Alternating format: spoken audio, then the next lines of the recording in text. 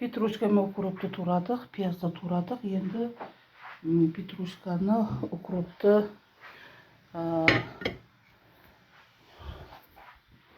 неге қазанға салып бастаймыз. Қазанымыздың қапағына салып, қайнап жатыр, әйбет болып. Енді пиязды, укроп неге әдем болып қайнап жатыр. Пісті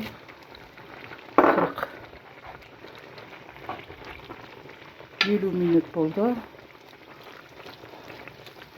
Енді мына петрушка, чеснокты салдық. Енді укроппен пиязды, укроппен петрушканы саламыз. Одан кейін тағы да жақсылап тұрып, араластырып, бір 10 минуттай қайнатамыз да. Дәмін көріп, тұзын қандай болып жатыр, дәмі қандай болып жатыр, кемістігі бар ма тексеріп алып, неге банкіге құйып бастаймыз. Әзір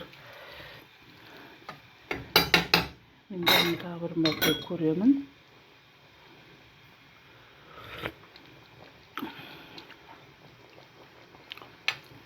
Осы жерге чили бұрышынан қосам десеңіз, 2 тал 3 тал чили бұрышын ащыны қаласаңыз, 2 тал 3 тал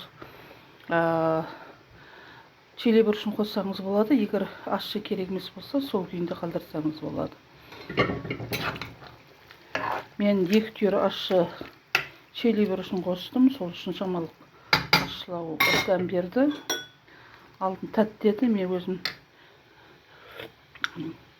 мінекей нормал қалыпқа келіп тұр. Қазір тұзы бәрі дұрыс. Тұзы кемістігін 1 шай қасы салдым. Сонда тұз салдым, жалпылама. Қазір енді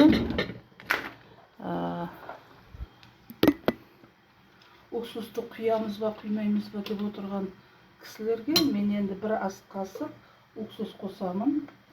Өйткені 1 ас қасық уксус қостым.